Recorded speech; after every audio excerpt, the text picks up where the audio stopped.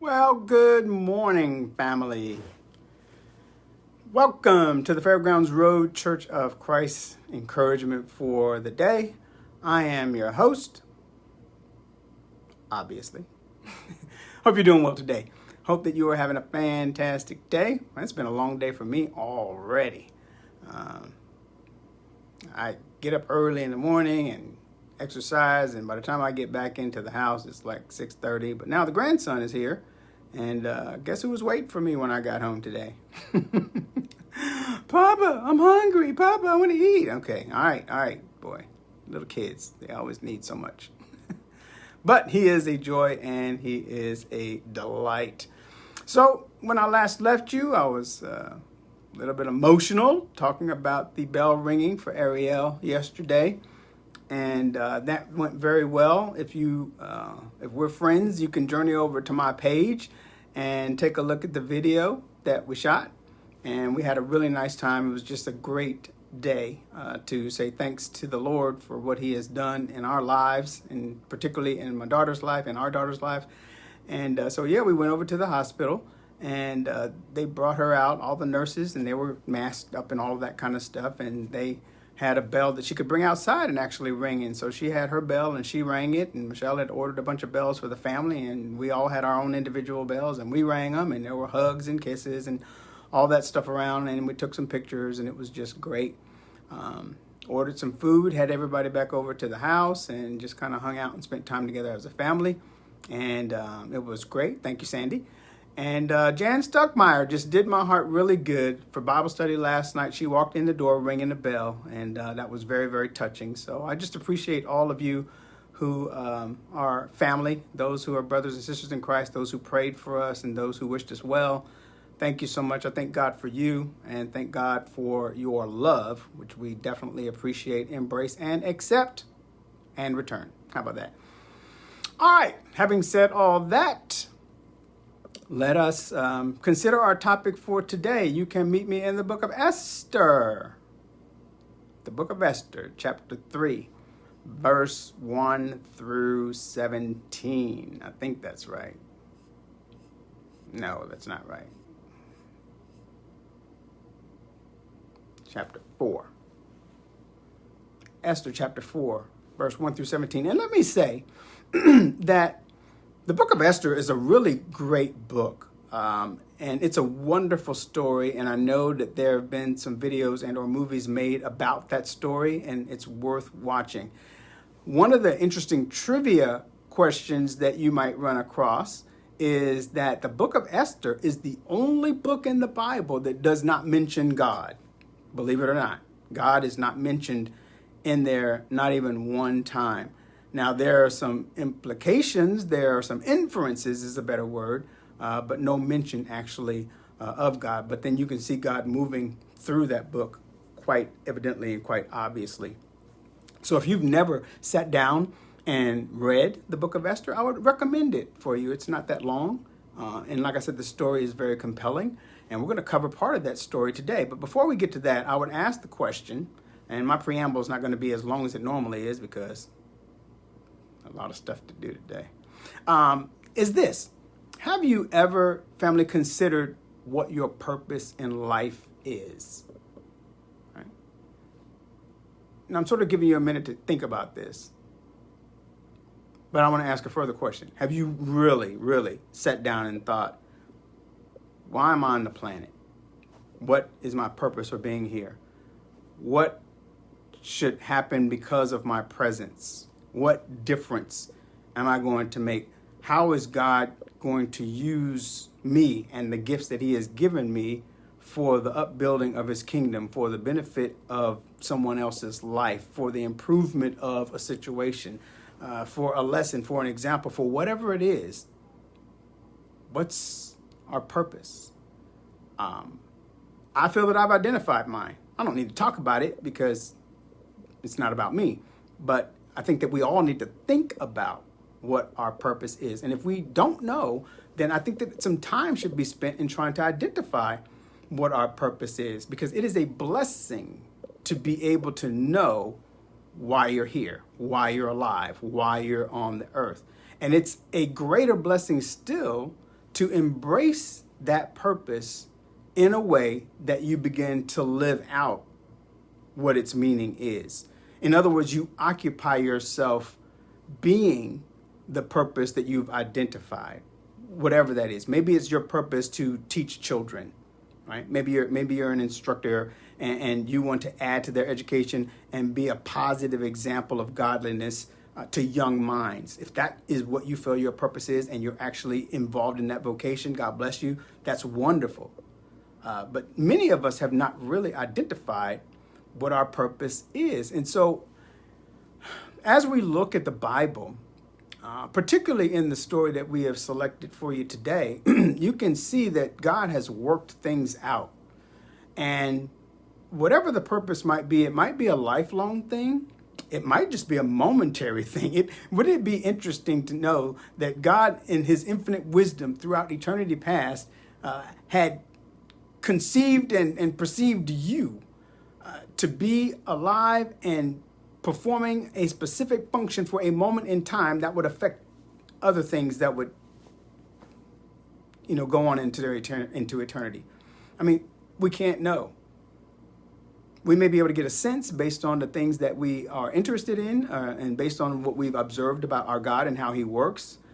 But it could be for just a moment, or it could be for a lifetime. We don't know. But the idea is to determine what that purpose is and to get in it. So that brings us to today's offering. Again, found in the book of Esther, chapter 4,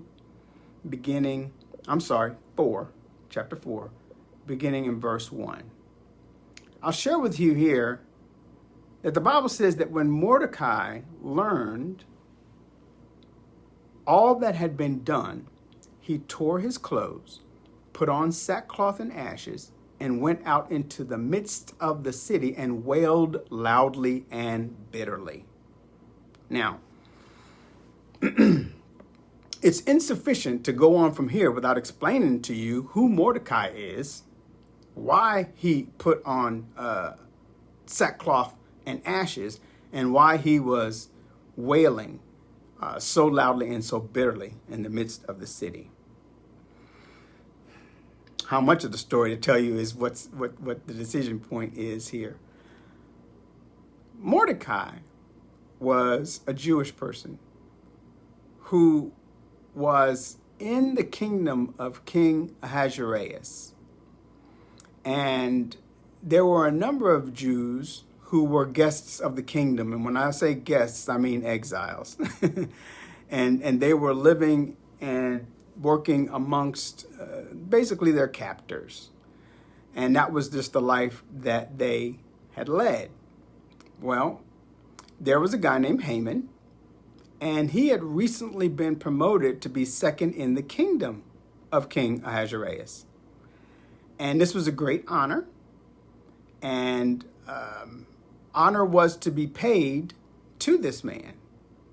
Now, we read earlier in the book of Esther that Mordecai was not willing to show honor to the man.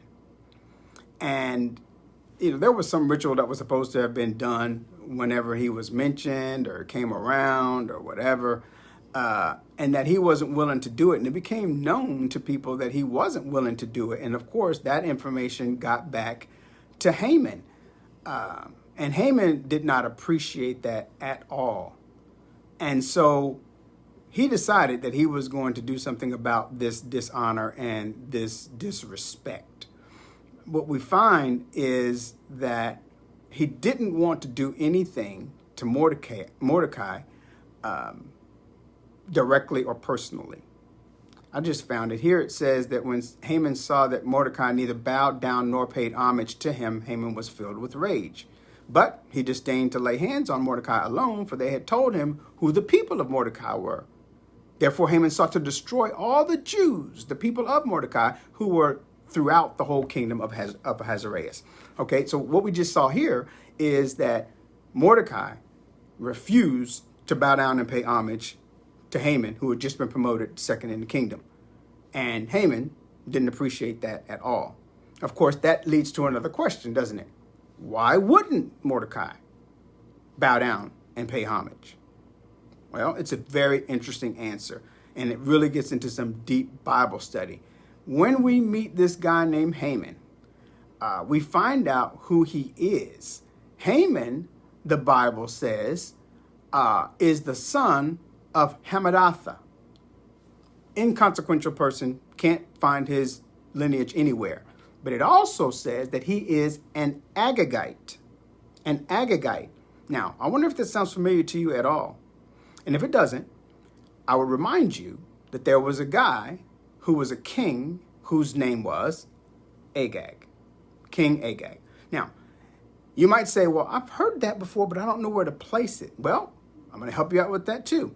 Because in the book of 1 Samuel, Saul, the first king of the people of Israel, was told by Samuel that you are to go and smite the Amalekites. Right? The Amalekites had offended God. He had withstood their people, and they had denied the existence of God. And so God was upset with them, but allowed their sin to become complete. And when he did, then he sent Saul, you go and you destroy them and destroy them utterly. I mean, man, woman, child, sheep, goat, bull, all that, right? And so we know famously that Saul did not do that. He allowed King Agag to live, and he kept the animals and so on and so forth. And so that's what cost Saul the kingdom. That's what got him fired from being king. And we know that David eventually took over, was anointed to be the new king after Saul. Now, that takes us back to Haman. Haman, an Agagite, which means that he was descended from King Agag. Interestingly enough, Mordecai, now being identified as a Jew, had, again, it's kind of deep Bible study, and there's a lot of things that you have to do to kind of get there, but he was certainly of the people of Saul, and perhaps even a descendant of Saul. So there was this sort of traditional thing that was going on. The Agagites should not have been alive at all, but they were. And they were the enemy of God. They were enemy of Jews. And so Mordecai says, I'm not bowing down to him at all. Well, Haman got word of it, and he was upset. And when he found out that Mordecai was a Jew, he says, I'm not going to just get Mordecai. I'm going to get all the Jews. And so then the Bible tells us that he goes to the king and says, hey, there's a whole group of people that are living in your kingdom, just working and doing all those kinds of things, but they have their own laws. And they apparently don't appreciate, nor do they follow the laws of your kingdom. So what I suggest is that we do away with those people.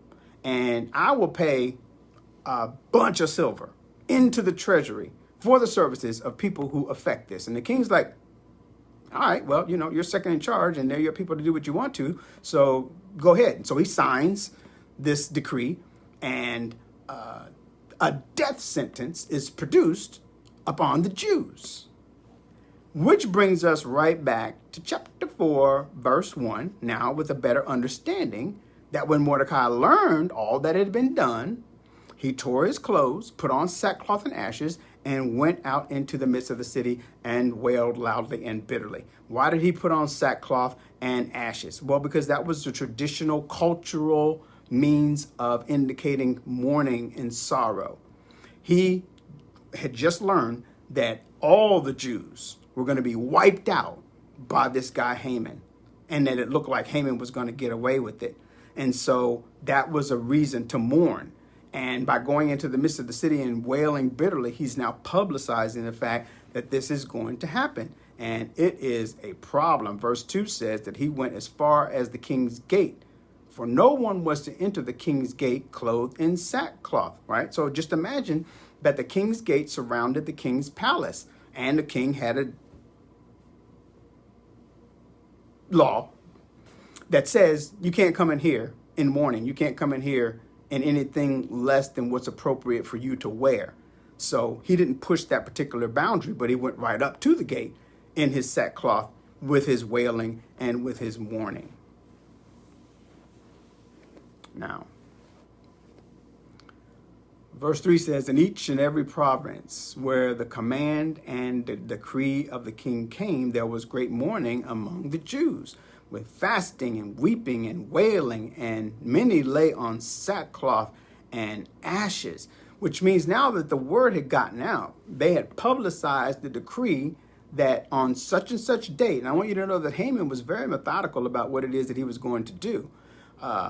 He didn't decide right away when he was going to do it, but he cast lots to determine, based on some sort of mysticism that he was employing, when would be the best time. And he determined that it was going to be on a particular day in the 12th month, which was called Adar. And he was going to effect this solution, interestingly enough. This final solution kind of reminds me of the Nazis and the Jews, on this particular date.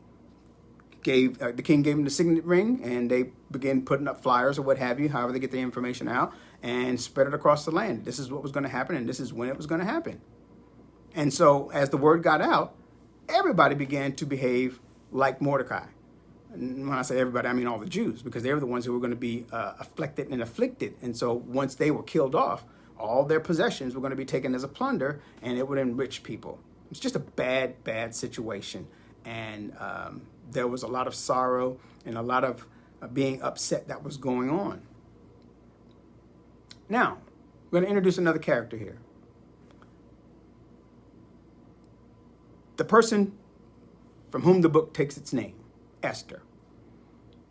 The Bible says, then Esther's maidens and her eunuchs came and told her, and the queen writhed, the Bible said, in great anguish. And she sent garments to clothe Mordecai, that he might remove his sackcloth from him, but he did not accept them. Now let's talk about who Esther is. Esther, first, is introduced as Mordecai's niece. She was a maiden. She was in the harem of the king. Now, the king had a queen, and the queen's name was Vashti. And the king asked Vashti to come and entertain him in front of all his friends, and she refused. What? Yeah, she refused the king. Well, guess what? You could lose your life, but I'll tell you what, you're fired. So Vashti's out of the picture. And so he kind of has this America's Got Talent type competition to get a new queen. Guess who comes up on top? Esther. Now, if you haven't already gotten there, you already know that Mordecai is a Jew. And if Esther is Mordecai's niece, she is a Jew too. But the king does not know that. The king doesn't know. So she gets word, just like Mordecai, she gets word, just like all the other Jews, that there's going to come a day that all the Jews are going to be killed. And she feels some kind of way about it because those are her people. Now, she wants Mordecai to straighten up. So she sends him some clothes, because you know you can't come in to the king's palace. You can't come into the land, the territory of the property, that is, dressed in sackcloth. But of course, the Bible tells us here that Mordecai refuses that because he is in full mourning, and he's not willing to relinquish that. Now, Mordecai was somebody who was known because not too long before this whole Haman thing happened, Mordecai saved the king's life. There were a couple of guys who were plotting against the king, and because of his position and where he hung out and all this kind of stuff, he got word of it, and he sent word by Esther to the king that these two guys are on their way to try to kill you. And so Esther, in Mordecai's name, told the king. King launched an investigation, found out who these guys were, found out they were in fact trying to kill him. He dispatched them. All of a sudden, Mordecai's a hero. All right. Now, there's more to that story too. I don't know if we'll get to that piece of it, but there's more to that. Verse 5. Esther summoned Hathach from the king's eunuchs, whom the king had appointed to attend her, and ordered him to go to Mordecai to learn what this was and why it was. So Hathach went out to Mordecai to the city square in front of the king's gate. Mordecai told him all that had happened to him and the exact amount of money that Haman had promised to pay to the king's treasury for the destruction of the Jews. So Mordecai knows that Hathach has been sent to him by Esther, and wants to make sure that She understands everything that's going on. Get to that in a minute. So he gives him full information. The Bible says in verse 8, he also gave him a copy of the text of the edict, which had been issued in Susa for their destruction, that he might show Esther and inform her, and to order her to go into the king to implore his favor and to plead with him for her people. Now that's interesting, because Mordecai is issuing an order to the queen. I mean, I know she's your niece, but not really supposed to do that. But clearly, Mordecai is not having it. He says, our genocide is at hand. Our destruction is imminent. And so all bets are off and all social niceties are off and all protocol is off. Something needs to be done about this right away. Here's all the information, Hathach, that you need to take to the queen to let her know what's going on and tell her that she needs to do this. Verse 9 says that Hathach came back and related Mordecai's words to her. Then Esther spoke to Hathach and ordered him to reply to Mordecai. Now watch this, verse 11.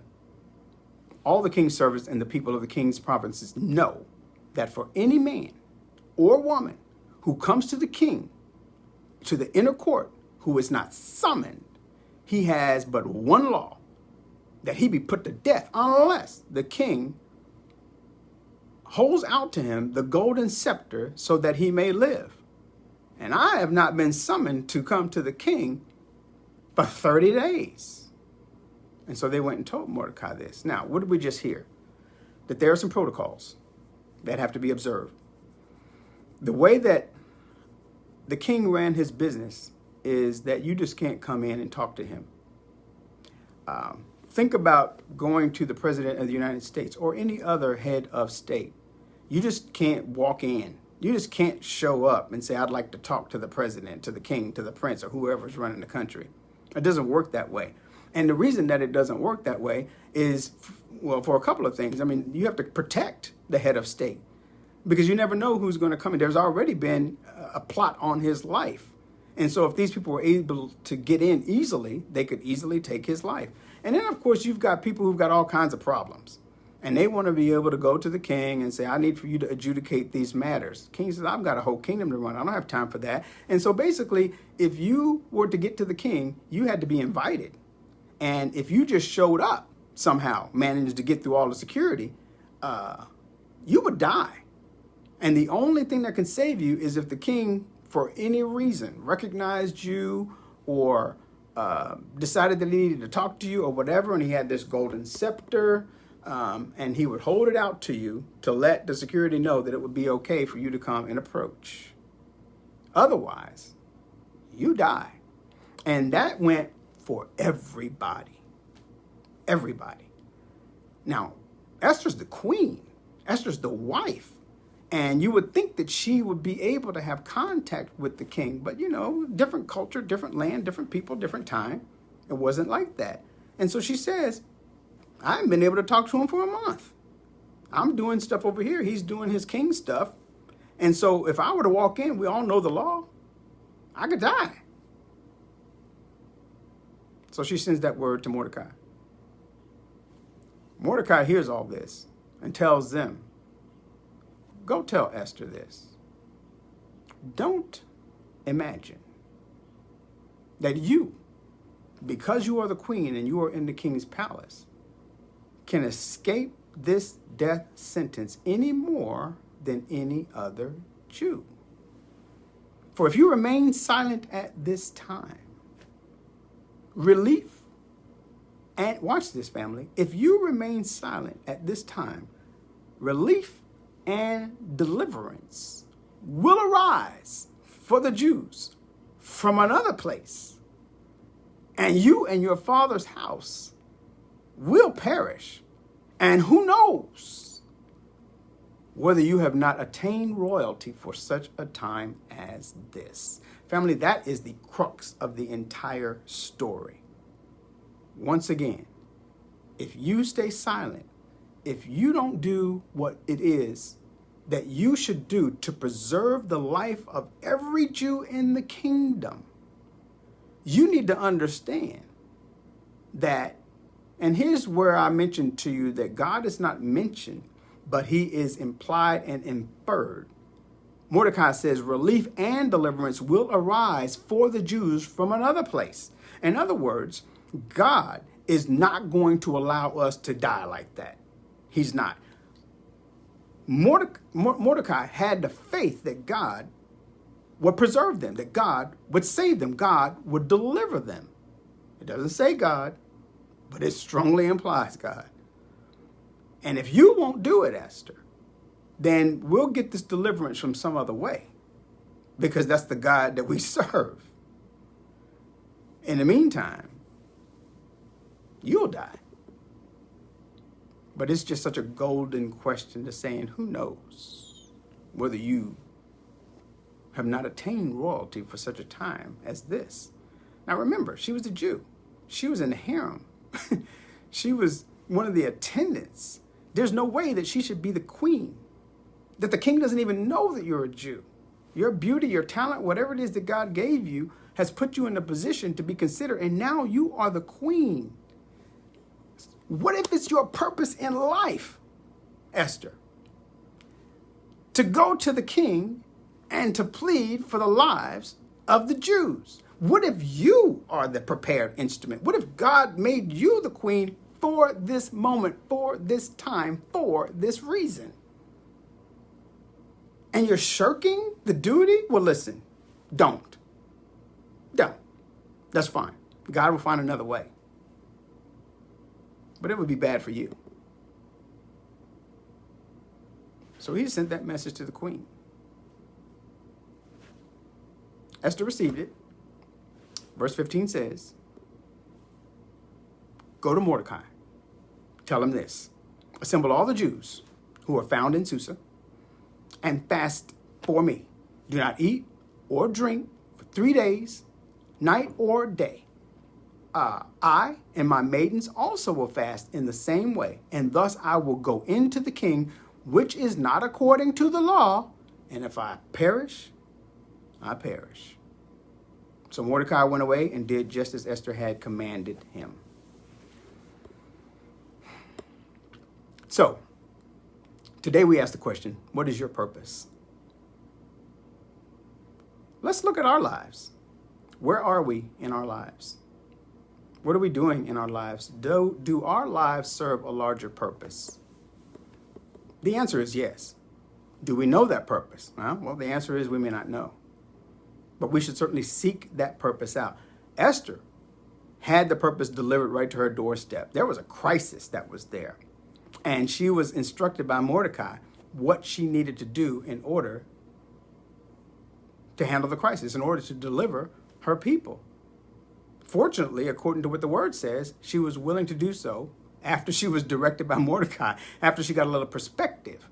And so all of a sudden she realized what her purpose was. Her purpose was to save her people. There was no other reason that she should have been queen.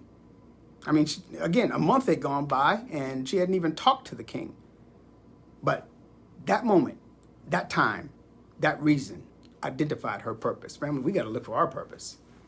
Because guess what? We're in a crisis, aren't we? Do we have a purpose that's associated with this crisis? Maybe we do, maybe we don't. Do we have a purpose for what's going on in our neighborhood? Maybe we do, maybe we don't. Is there some reason that we are on the jobs that we have, or that we live where we live, that we go to a store on a given day and witness something? Are we willing to step into our purpose? We've got to identify that. And the way that we can do that is to seek God out in prayer, to seek God out in study, to take an inventory of all the things that you think you're blessed with from a gift standpoint, the things that you love to do, the things that you like to do, the things that you're good at, and how you might apply whatever that gift or that skill or that talent is in the work of the Lord. It may be that you will discover your purpose in that way. Or it may be that you'll come to a pivotal decision moment in your life where it's imperative that you make the right decision. And again, I'm not a prophet. I don't have a crystal ball. I can't tell you what your future is. I don't know. A lot of times we don't know until we look back on something, because hindsight's 20/20. But if we're doing all we can to live God's will in our lives every day, we will be positioned to identify our purpose and to live in our purpose and to accomplish his purpose. That's what we need to do. Now, I can tell you that the story works out, that Haman sort of got caught in his own trap. It's a very compelling story, and I would encourage you to go ahead and read that for yourself. I don't know what else you have to do today, but take a little bit. Hopefully the story is interesting enough to you to where you would want to know how it actually comes out, because it is compelling. It is compelling. And Haman is going to wish that he never did what he had plotted to do. But check it out. It's a great story. But our purpose for sharing this story today is to put us in mind of what our purpose is and how we might identify it and how we might live according to it to accomplish the will and the way of God. I hope that you will give this some consideration, some thoughtful consideration. I hope that you will meditate on this, and I hope you will seek God's face to help identify what your purpose is, and that you would have enough love in you to get into that purpose and to begin to act according to it. That's what we've got today, family. Thank you so much. Have a fantastic day. Tomorrow's Friday. We'll try to find something fun for you there, and we will see you then.